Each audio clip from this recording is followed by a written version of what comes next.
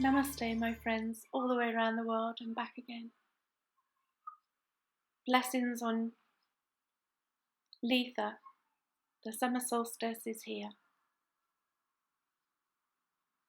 And so I set up a sacred space for me to today honour the sun goddesses and to honour all that is.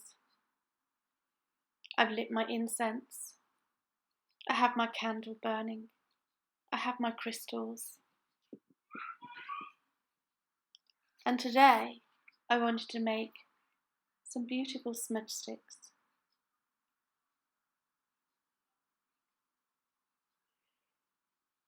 Imbued with the energies of the individual herbs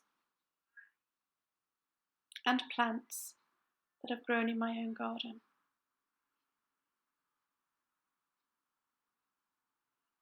So stay with me because I'm about to show you how.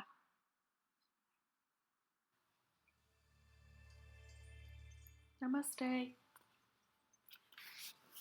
Before I even began this project, I did a blessing and made an intention so that my herbs knew what their purpose was for and why I was using them. Before I picked them, I spoke to them and vibrationally connected to them. So I'm using mint for luck, prosperity, happiness and vitality, and some beautiful chamomile for energy, patience, long life, wisdom, peace, love and money, and the beautiful pansies and violas for happy thoughts and meditation.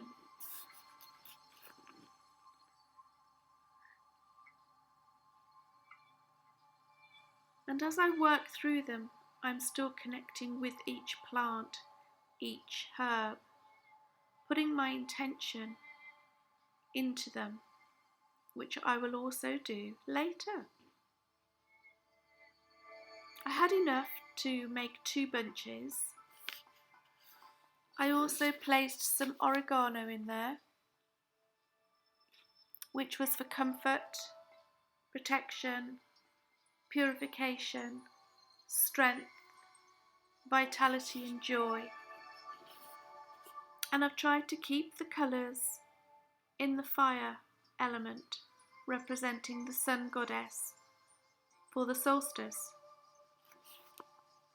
I'm using the lavender for clarity, harmony, peace and love, and the rosemary for love, loyalty, clarity, mental powers and healing. And then I am using sage for wisdom, cleansing and purification.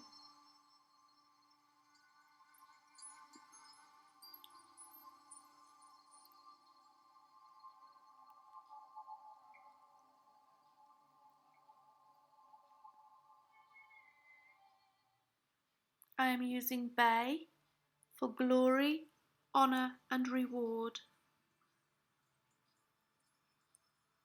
and prosperity. And then there's the beautiful thyme with the flowers on for courage and strength and a renewal of energy.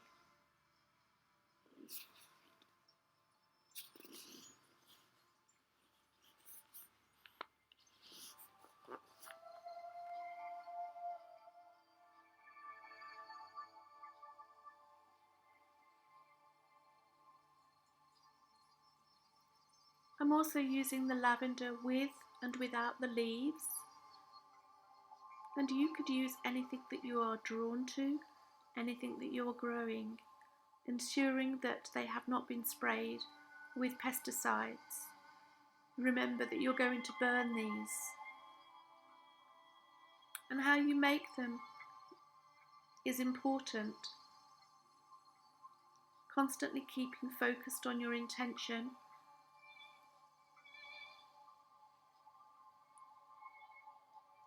And placing those intentions in whilst you work.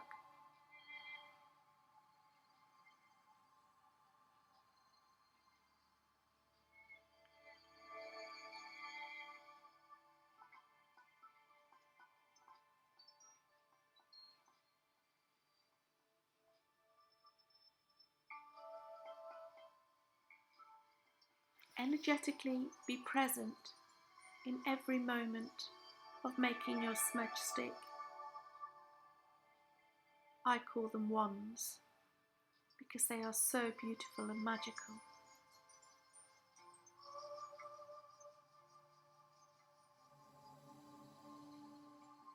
And then you can use anything to bind it with. I have chosen to use hemp, just natural in colour.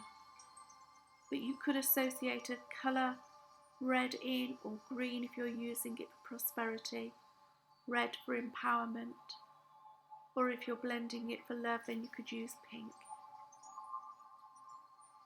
And here I set my intentions and blessings.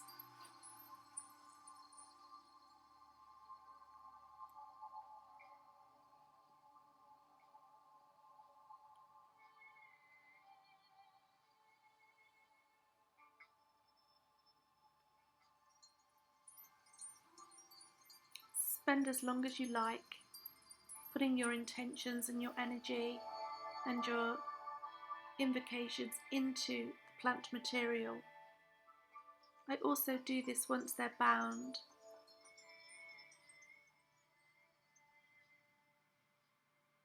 But I like to do it along the way as well, and it just adds more to it.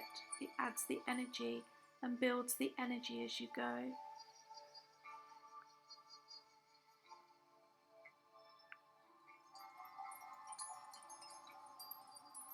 And as I'm winding, I'm also placing my intentions into the wand.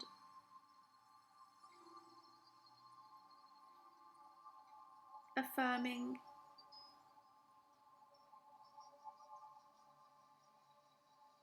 all the things that I would like it to achieve for me when I burn it.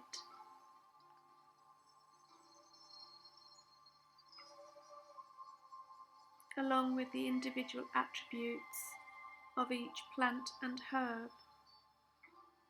I ask them to blend together and become very good friends.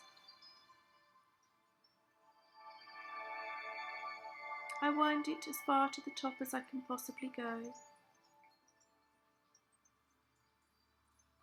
And then I come back down the other side, as you can see. Wrapping it quite tightly. Remember, it's going to dry out, therefore shrink. And you don't want it falling apart. Although you may be able to rewrap it if it starts to shrink too much. Be present in every moment.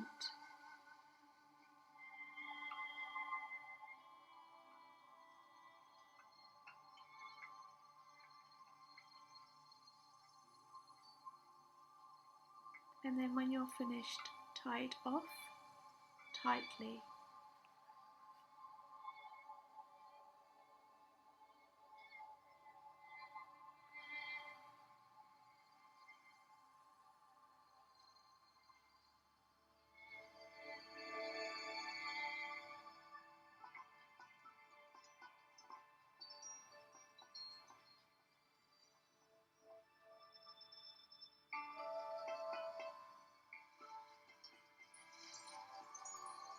And your wands can be as thick or as thin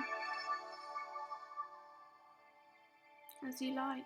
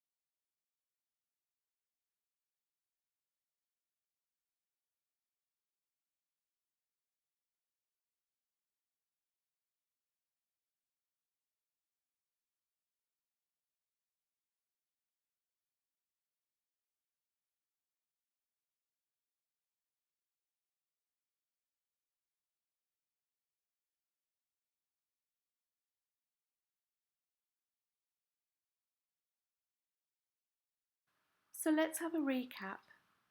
First of all, to make your smudge wand, decide what your intention is going to be for the use of your wand. And then go and collect, putting a blessing down before each collection and taking the flowers and the herbs that call to you. You can also sit with each herb and connect vibrationally with it before you take the herb that you feel is right for your wand. And now that you have your collection, make a sacred space on a table, however you wish. Maybe open a circle, light a candle, place some crystals, light some incense. Whatever calls for you to make the space that you're going to work in vibrationally right for you. And now start making your wand in whatever order, whatever fashion you like, but intentionally place your intentions as you're working into each part of the process. This will make your wand super duper powerful, empowered, and wonderful to work with. Remember to sit and empower as you go, but sit at the end also and empower each wand that you've made, giving it clear intention. Now leave it to dry for at least 3 weeks before burning it. You want to make sure that the middle of your wand is completely dry, otherwise it won't burn correctly. The next part is then, before you burn, to also set your intention again and then safely light the stick, or wand as I've called it, and let the flame go out. Let it be safely lit for a while, for a couple of moments, and let it automatically or waft it in the air just to get the intention going and the thing to light, and then allow the smoke to bellow for as long as you like. Ensure that you extinguish, I should say, your wand at the end of each session, either by cutting it up to where it's actually burnt or actually doubting it on a tray, a smudge tray, or a bowl, in an earthenware bowl, or into an abalone shell, to ensure that this doesn't continue smouldering after you've used it. Remember, it's a flammable item, so you need to, when you're working with it, you need to have a bowl underneath it to catch any ash that may fall. Stay safe when you're burning, keep them out of the reach of children, and hopefully everything will go well and your intentions will come to fruition. And finally, just to make sure before you take any herbs and or flowers to make into a smudge wand, that you are 100% sure that they are not toxic in any way, for that could be damaging to your health and the environment.